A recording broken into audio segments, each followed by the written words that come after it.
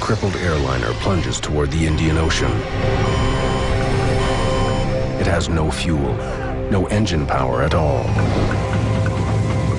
Both engines are out. That's it. The captain struggles to do what no one has ever done before: safely land a passenger jet on the open ocean.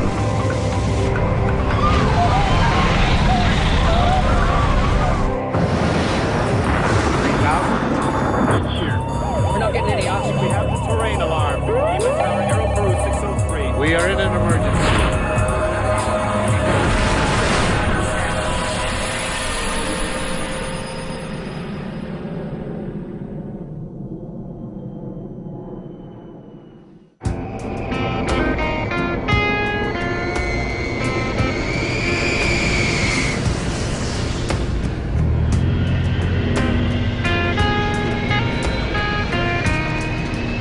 Ethiopian Airlines Flight 961 is a routine trip from Addis Ababa to the Ivory Coast. The captain is Lul Abate. Fuel tank quantity left. At 42, he's one of the airline's most experienced pilots. Center tank is 0. He has more than 11,000 hours of flying time to his credit. Total fuel is 14,500 kilograms. Check. Flight 961 will stop briefly in Nairobi, Brazzaville, and Lagos before it reaches its final destination of Abidjan. The plane has just enough fuel for the first leg of the trip. It will get more in Nairobi. Less fuel on board makes the plane lighter and increases efficiency. Isolation switches are off. Captain Abate and his co-pilot Jonas Mercuria expect their day's work will be over in about 12 hours when they land in the Ivory Coast. All clear. The day was a bright day, clear skies. Everything was fine. The passengers on board 961 are a mix of Ethiopians and travelers from other countries, flying for business and pleasure.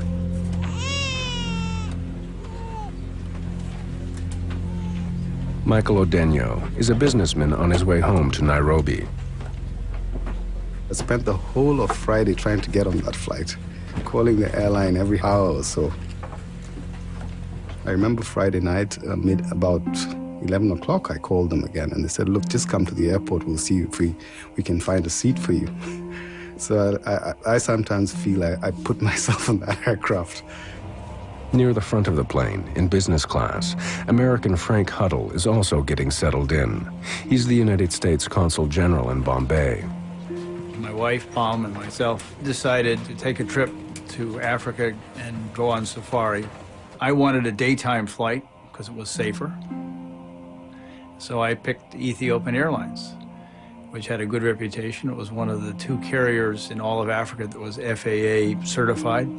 A few rows ahead of them is Mo Amin, a legendary news cameraman and journalist. He's a well-known personality, especially in Ethiopia. In 1984, Amin captured images which shocked the world. His pictures of the Ethiopian famine sparked an outpouring of aid, which helped pull Ethiopia back from the brink of starvation. Mo Amin was, I think, the most famous news cameraman of his time, and also one of the strangest of characters. Amin is known for never backing down from a fight. He stuck his nose and his camera into wars around the world. While filming in Ethiopia, he even lost his arm in a bomb blast. Today, he's returning home to Nairobi after a brief business trip.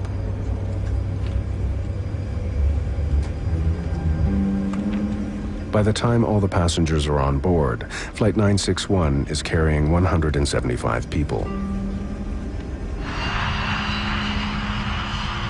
Not only is Captain Abate used to this route, 80 knots. Roger. but he's also very comfortable with this aircraft. B1. He and other members of Ethiopian Airlines have even given it a nickname, Zulu.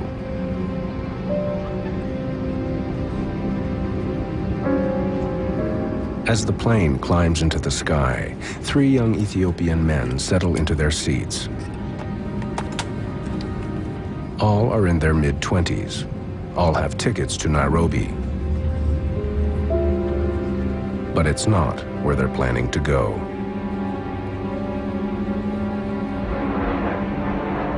We took off, everything was fine. The cabin crew called us, she asked if we want to have coffee or tea, whatever. Yeah, thank you. Coffee? Make it 2.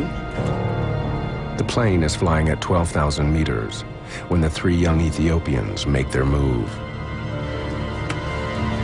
When I heard a noise at the back, somebody shouting, and when I looked back, he was running up towards the front, pushing the air hostesses away.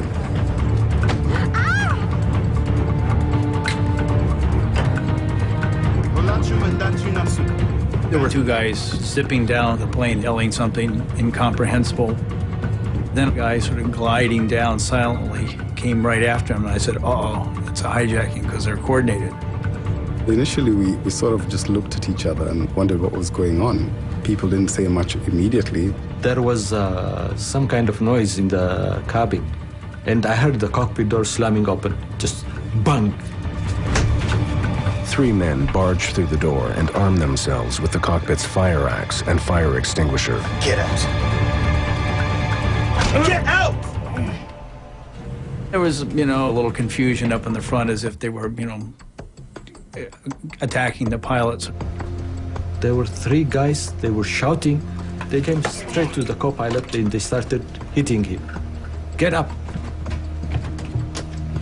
There's 11 of us. If you don't do what we say, we'll blow this plane out of the sky. I told them, okay, don't hurt him. I'll do whatever you want. Passengers near the front of the plane are concerned, but have no idea what's going on. Captain Lul Abate is by himself facing the hijackers. Unlike most pilots, though, Abate has some experience in a situation like this. He has been hijacked twice before. No one had been hurt or killed in either of those incidents. In both cases, Captain Abate had landed safely. But hijacking is an unpleasant reality.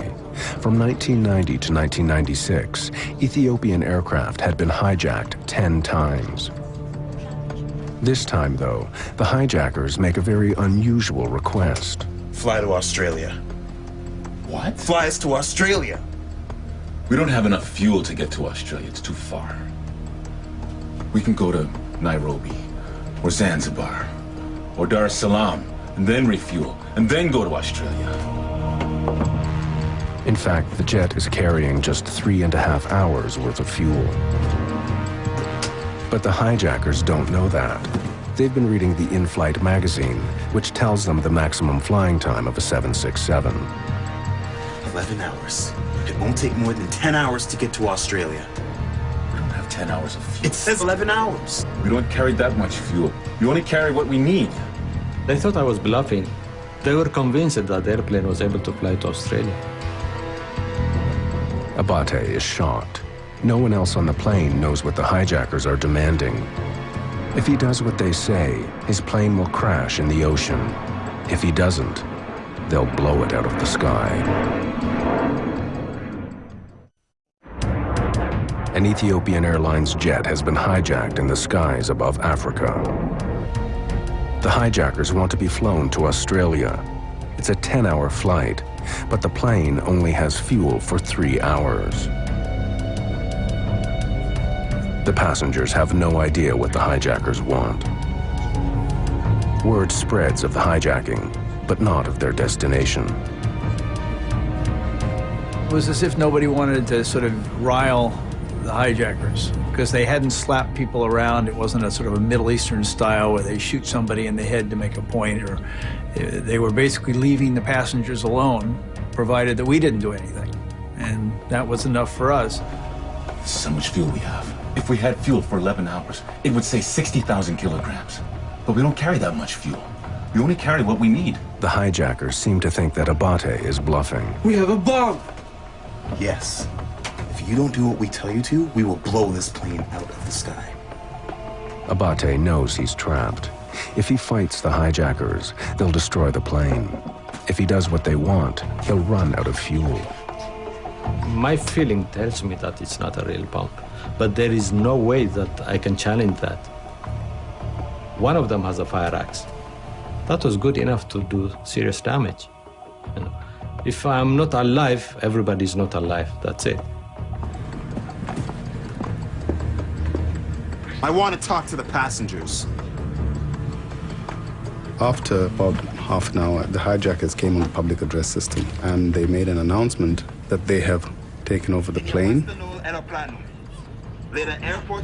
And if anybody tried anything, they had one bomb and they were going to blow it up. The announcement was made in Amharic, French, and English. The policy at that time was we should follow the hijackers' instruction. That was before 9/11. And every action taken is to be taken on ground, not in flight. Pilots are trained to fly, not to fight. We were following sort of the standard script, as it were, for passengers, which was to stay out of it, keep quiet, keep cool, let them sort it out, get the plane on the ground.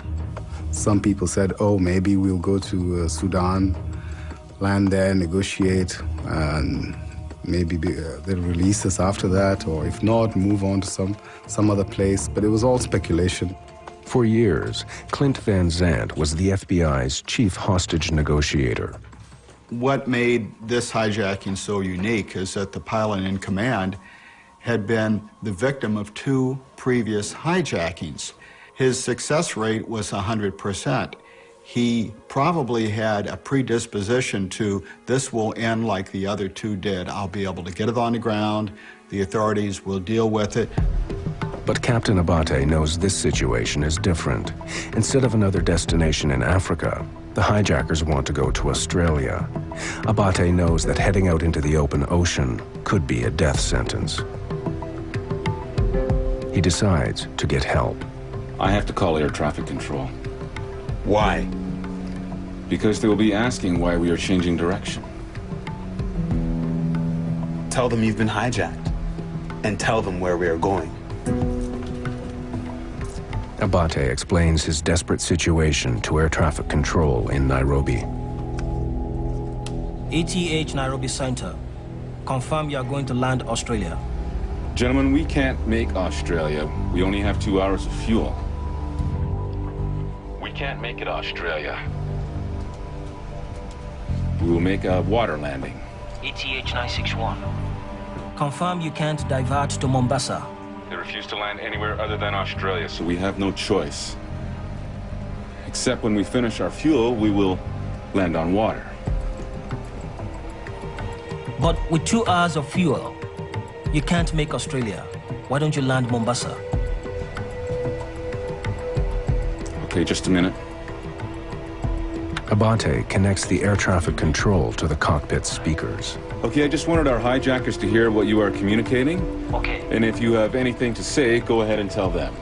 Okay. I am advising you that with 2 hours of fuel, you will be unable to reach your destination.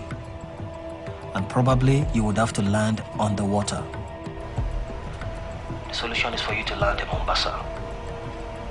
Go ahead. The hijackers of ATH 961. If you have copied, go ahead.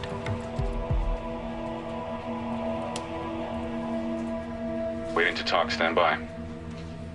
Do you want to talk to them? Okay, they say they don't want to talk. They're not willing to negotiate on any terms. Confirm they are ready to land in the ocean and drown. Do you have another alternate aerodrome? Please advise. I have no alternate aerodrome. Sir, I'm in a very tight corner. Enough talk. We will not negotiate. That's bullshit. That's bullshit. They said follow our instruction. If you don't, we'll blow the airplane up. That's it. Ethiopian 961, Nairobi Control, do you read? There would be no further communications between the aircraft and air traffic control. An hour has passed since the beginning of the hijacking. No one is aware of the drama in the cockpit. For the rest of the passengers and crew, the flight has settled into an uneasy routine. We went generally south, And there was an eerie, edgy, nervous calm. Nobody's talking much, and people are in their own little individual worlds. With only a few hours of fuel in his tanks, Abate decides to defy the hijackers. Without their knowledge, he continues south instead of east towards Australia. I started following the African coastline because in case anything happens, we'll have a place to ditch or land safely, because most of the cities are by the coastline. But with a glance out the window, the hijackers suddenly realize they've been tricked. I still see land. Turn the plane! Now Captain Abate has no choice. He turns his plane east over the open ocean. The plane has less than 2 hours of fuel. As the ocean unfolds below him, the captain begins forming another plan.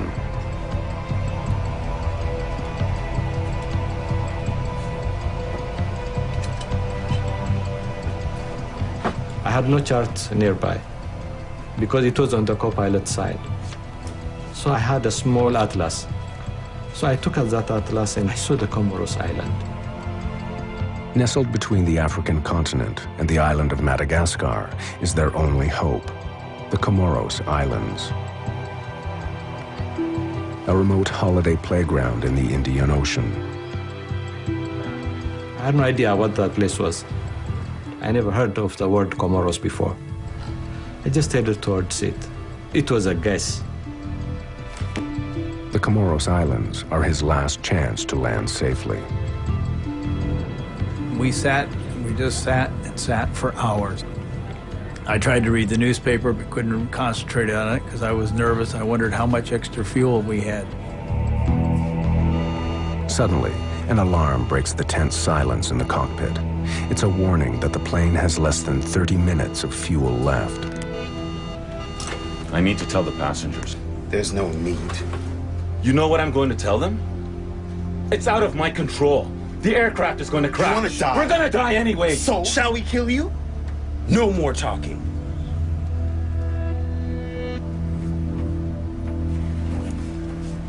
Please. At least let us attempt a controlled landing. It's finished. We will die together. With almost no fuel, Abate decides to make his stand. We came over the island. By then fuel was running out. I decided, no, we should not go any further than this one. And I started circling that area. But how can he convince the hijackers to let him land? He'll have to find an answer soon, or Flight 961 will crash into the sea.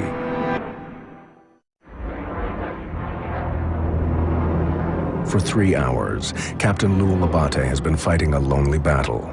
Hijackers have taken over his passenger jet.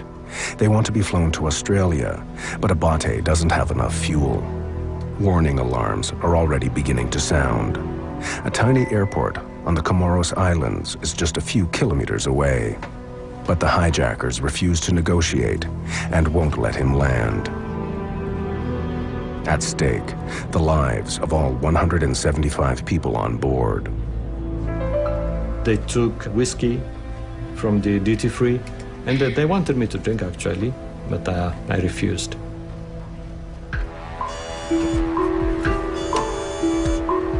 Once again, alarms sound. One engine is now completely out of fuel. It's shutting down.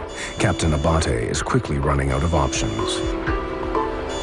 With the airplane being at 39,000 feet in cruise flight, the airplane is not going to run out of gas with each engine simultaneously. There'll probably be a bit of a lag, which in this case there was. The right engine stopped functioning first. First thing I noticed, the engines sound different. Because there's only one engine running. It had a much deeper sound. Abate follows standard emergency procedures. He starts the APU, or Auxiliary Power Unit. It's a generator that can supply extra electrical power when one engine is lost. Most of the passengers do not realize what has happened, but Captain Abate knows the plane is in grave danger. I lost the engine at 39,000 feet. I cannot keep on flying at 39,000 feet with engine failure. With thrust from only one engine, the aircraft immediately slows down. At a lower speed, the wings do not provide as much lift. Abate must descend to an altitude where the air is thicker. Denser air means the wings can provide enough lift to keep the aircraft flying level. Even with only one engine, and despite the drop in altitude, the tiny Comoros Islands are still within reach of the limping airliner. There is an airport at the capital, Moroni. If he can convince the hijackers, Abate could land there. It's gone down 1,000. When the engine stops, it descends. It will descend whether you like it or not. Alone in the cockpit, Captain Abate takes a dangerous chance. With the island in sight and fuel running out, he explains the situation to everyone on board. Ladies and gentlemen, this is your pilot. We have run out of fuel, and we are losing an engine at this time. We're going to make a crash landing. When the pilot came onto the public address system and said that he had no alternative but to crash land, that is when it actually dawned on us and we realized that this was a life and death situation. Captain Abate also makes a desperate call for help. We have already lost one of the engines. He wants the passengers to overpower the hijackers so he can land the plane. I ask all passengers to react to the hijackers. Thank you. Captain Abate knows the call for help is a huge risk. Even though I was expecting some kind of movement in the cabin, but I had to do my job. I was doing what I had to do. You know, keep the airplane in control, fly it. While Captain Abate waits for action, the passengers are more confused than ever. He said, react against the hijackers, which is an odd phraseology. Nobody reacted. I think part of it was the way he said it. It was not sort of a normal way in English that you would ask someone to take on the hijackers. But he also was trying to do it enough so they wouldn't notice what he was saying. At least one of the passengers does understand. As a news cameraman, Mo Amin has never shied away from a challenge. Amin makes his way to the economy section in the rear of the plane. Here is a man who had spent 20 or 30 years in some of the most difficult and dangerous war zones of the world, who'd been beaten up, who'd been shot at, who'd been jailed. He was a kind of alpha male, if you know what I mean. He could talk anybody into anything. He made it like he was going to the bathroom, and then he came back and he started talking to people who were 3 or 4 seats ahead of me. And from his gestures and actions, he was trying to get us to stand up against the hijackers. With your help, we can take them. There's only 3 of them. Because he was saying there were only 3 of them. But most people were not up to it, I think, because of fear. Always, always have to measure, am I going to make the situation better or am I going to make it worse? Who's ready to take the chance that your precipitous action against the hijacker might not cause him to set that explosive device off and take the life of everybody on board the plane? In the end, the passengers choose not to act. Captain Abate is still alone against the hijackers. In the cockpit, the hijackers try to take control in a vain attempt to keep the plane in the air. It's descending. Don't worry. I'm not the one who's doing that. Inadvertently, one of the hijackers disconnects the autopilot. The plane swerves wildly.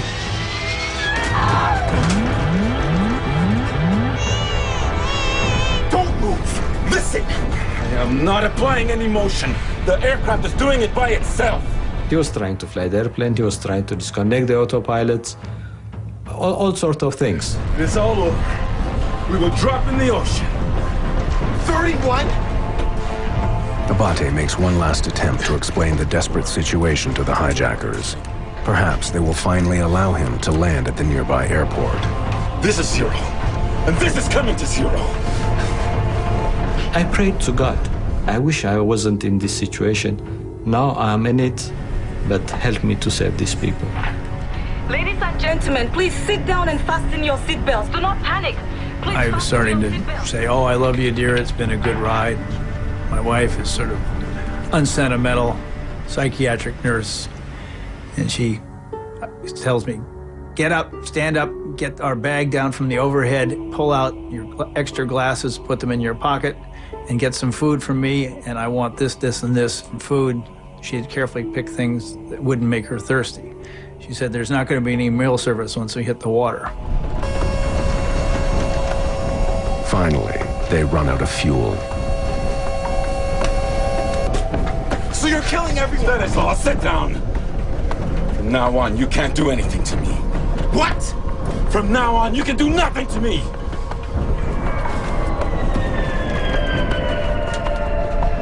The other engine stopped, and it sort of went quiet.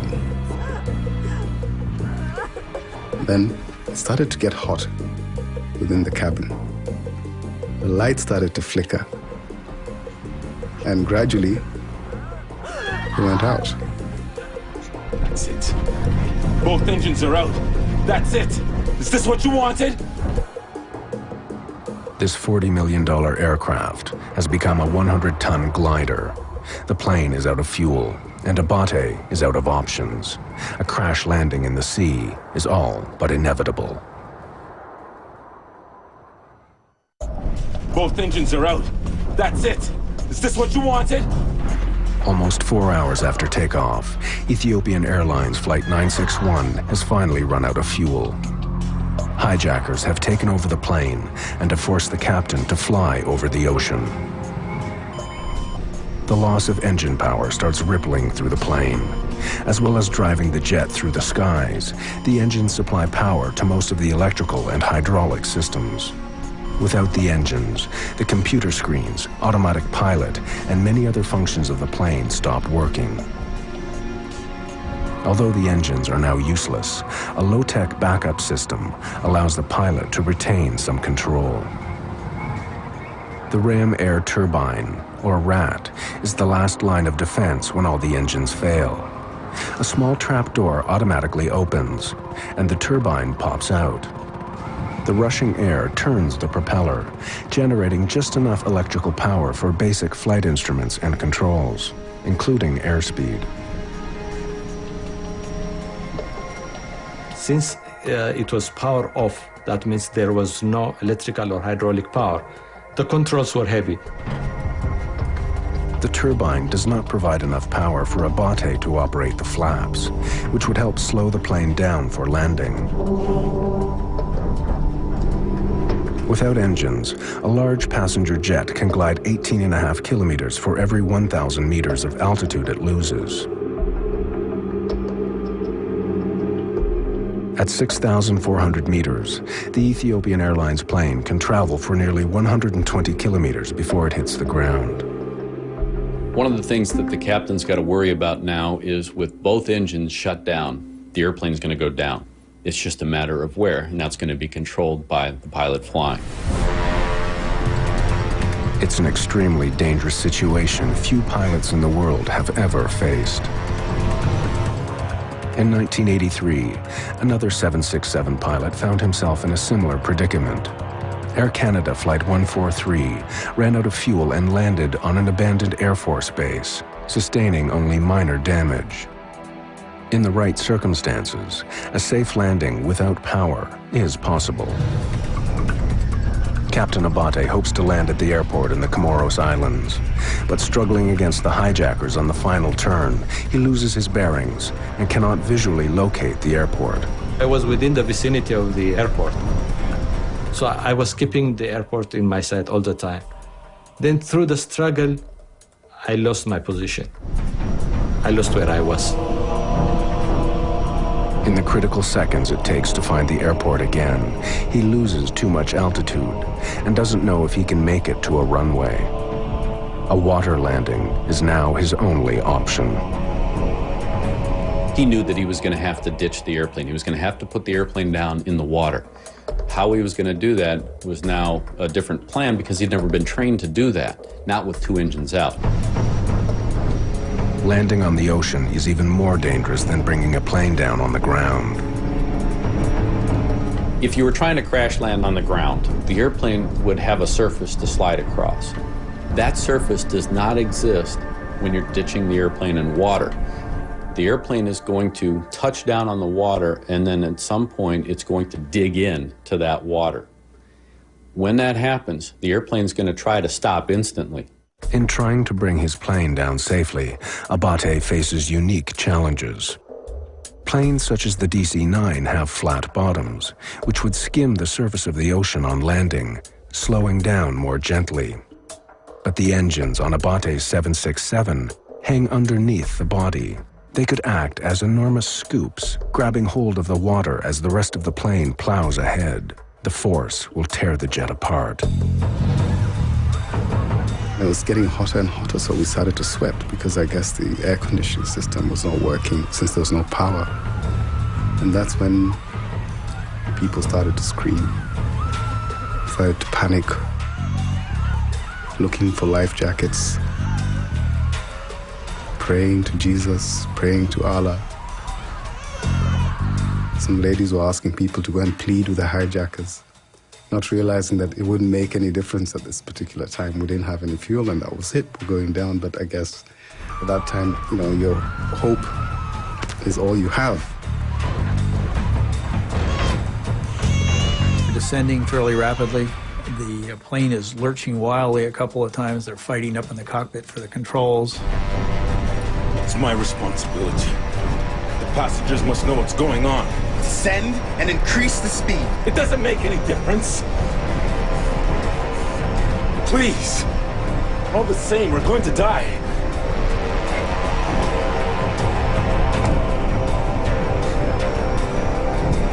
Please maintain calm. Prepare for an emergency landing. Put on your life jackets, but do not inflate them. Some passengers either don't hear the captain's instructions or decide to ignore them. They inflate their life jackets. I heard a pop, pop, pop, pop, pop, pop, pop back in the tourist class. And everybody panicked and inflated their life jackets. I actually got up on my seat and told people, don't inflate your life jackets inside the plane. At the front of the plane, Mo Amin tries a last-ditch attempt to negotiate with the hijackers. No! Sit down! Mo had a desire to dominate every situation he was in. In a situation like that, it would be Mo talking to the hijackers. He would be negotiating with the hijackers. He would be, I'm sure, trying to get the other passengers to face these guys down. But Amin's efforts have no effect. The hijackers are determined to let the aircraft crash. Hijackers have taken over Ethiopian Airlines Flight 761. Now, out of fuel, the jet is just seconds away from crashing into the ocean. For the first time since the hijacking began, Captain Lul Abate gets some help.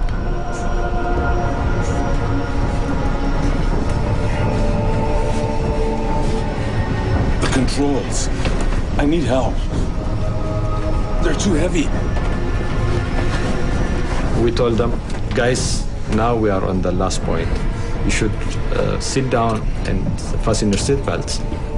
They refused. I never thought I would ditch in my lifetime. I never thought I would lose 2 engines and ditch in the middle of an ocean. I never thought anything would like that happen in my life. Last few seconds, I remember looking out both sides of the window. I could see water.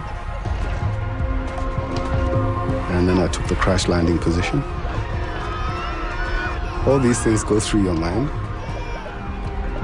I guess having been brought up in a Christian family, I said my last prayers. I said, well, if there is heaven, I hope I get out on the right side of things. Outside in the window, you could see land at the last minute. And we realized that we were, for the first time, that we were near land, but over water.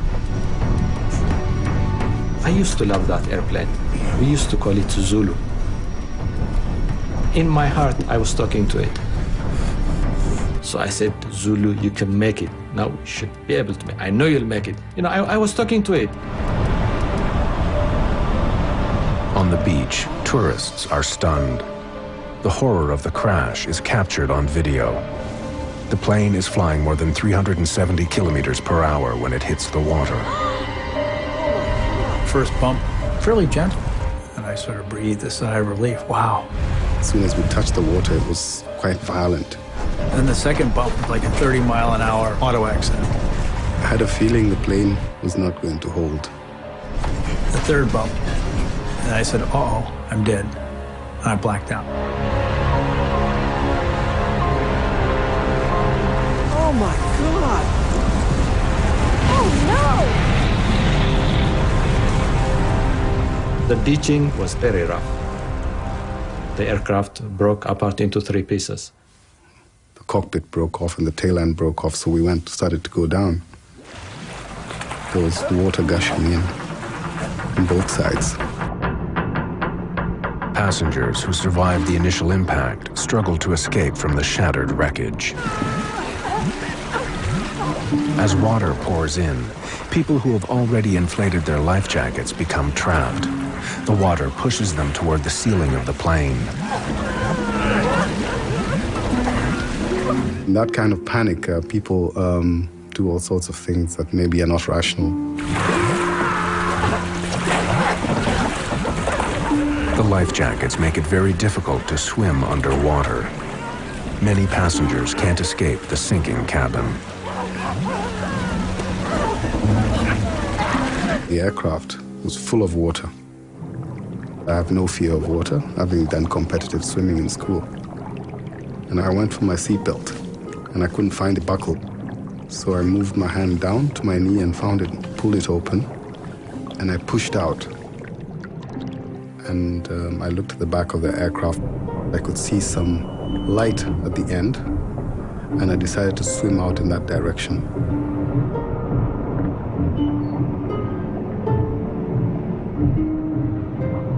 As I swam out, one of the passengers trying to get out of the seat grabbed my leg. And I said to myself, oh my God, this can cause me to drown. But I decided not to fight back. And they pulled themselves out and let go of my leg.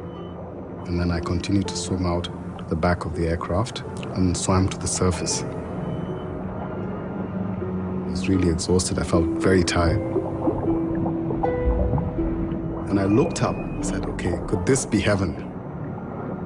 Because I wasn't really sure whether I was alive or dead. I was trying to tell the co-pilot to get out. Then he was not there. Then I said, okay, then it's about time for me to go out. I woke up, was floating in the water, and I went, hey, I'm alive. I looked for my wife who'd been sitting on my right, and she was gone. My heart sank. Then I looked to my left, and she was now on my left. She had swirled around and swapped. We were out floating in the ocean. You can see what looks like an uninhabited cliff. It might be a tropical island. It's like a movie, you know. When I looked around me, I could see all these people, life jackets and bits and pieces of debris, broken seats, floating bodies.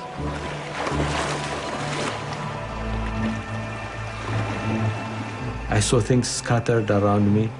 The tail of the airplane far away from me. I never expected something like would happen. All I was expecting was to evacuate the passengers safely and myself. Abate swims to safety, but he has no idea how successful he's been. He doesn't know whether any of his passengers have survived or what's happened to the hijackers. After a 4-hour struggle with hijackers, Captain Lul Abate crash lands his passenger jet in the Indian Ocean near the Comoros Islands. His plane is shattered. Oh my God! But his skill may have saved the lives of many on board. For those who survived the crash, Abate's decision to ditch the plane near the shore means that although the airliner breaks into pieces, it doesn't sink very far. Fortunately, the water was very shallow. In some cases, people were able to get out. Locals and tourists swarm out to the downed aircraft. a group of scuba divers who narrowly missed being hit by the aircraft help with the rescue effort. In an amazing stroke of good luck, some French doctors are staying at the resort. They offer immediate medical assistance. In the end, of the 175 people on board the plane, 50 survive. Without the actions of Abate, many more could have died. Without power and unable to use his flaps, Captain Abate landed at 370 kilometers per hour, almost twice the normal speed. Once the captain made the decision that he had to ditch, the best thing that he could do was keep the airplane as close to land as possible. Abate also tried to make the landing as smooth as possible. At the last moment, he turned the jet, hoping to land parallel to the waves instead of crashing into them. As soon as the plane hit the water, it was ripped out of Abate's control. The airplane touched down left wing low, so the left wing actually grabbed the water. The 767's massive, low-slung engine dug into the water, spinning the plane around. The airplane would have wanted to turn around that left wing or cartwheel. That's a lot of energy to dissipate very quickly. That's what caused the breakup sequence. The airplane broke up into 4 or 5 pieces, and that's what caused a lot of the fatalities. Panic may have also contributed to the number of deaths. In the chaos during the flight, many passengers inflated their life jackets. The life vest wants to keep you buoyant or try to drive you straight up, and that could hamper and restrict your ability to get out of your seat. In some cases, people were still strapped in their seat when the airplane sank, and they unfortunately drowned.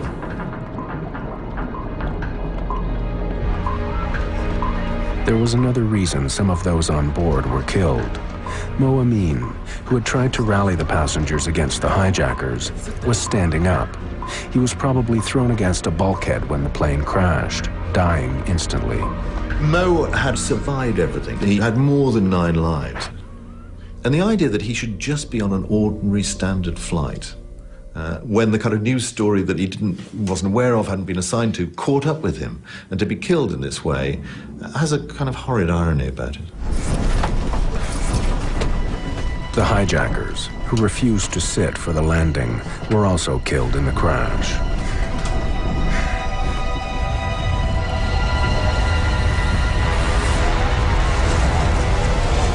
In the days after the disaster, other pieces of the puzzle become clearer. Despite claims by the hijackers that there were 11 of them, in fact, there were only 3. But who were these desperate men, and what were their motives? They were imprisoned, thrown in jail, persecuted and tortured by the government. They didn't specify which government, at least to the best of my understanding, and that they had escaped from jail and that they were going to make history. They said they have friends in Australia and they want to get united with them. They wanted to go into a second country where they get the refugee status and have a better living. Before 9/11, it was remarkably easy for hijackers to gain access to pilots. If you don't do what we say, we'll blow this plane out of the sky. Despite numerous hijackings over the previous 2 decades, most airlines made no attempt to secure the cockpit. Do you want to die? We're gonna die anyway. So, shall we kill you? The hijackers of Flight 961 were never linked to any terrorist group or political organization. But whatever their reasons, their crime demonstrated the great danger posed by a hijacker who places no value on his own life. We will die together. For years, there were people in security saying we have to strengthen that cockpit door. We have to be able to exclude anyone from coming through that door and getting control of that aircraft, whatever the reason. Whether the airlines didn't want to spend the money, they didn't see it as a threat, it didn't happen. After 9/11, every aircraft now has done that carries passengers, that has that capability of being hijacked.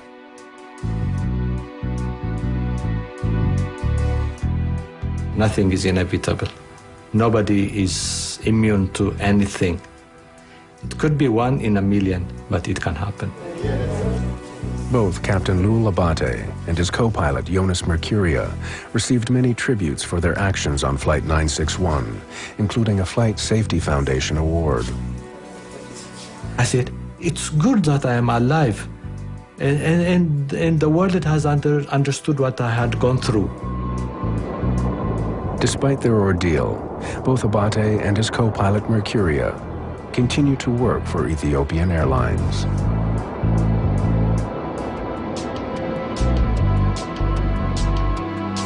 In 1977, 2 fully loaded jumbo jets collided before they even left the ground. Mayday looks back at the crash of the century next. During the Cold War, the U.S. hatches an outrageous plan to salvage a Russian nuclear sub on the Jennifer Project next Sunday. Mike Rowe sticks his neck out as an ostrich farmer tomorrow on Dirty Jobs.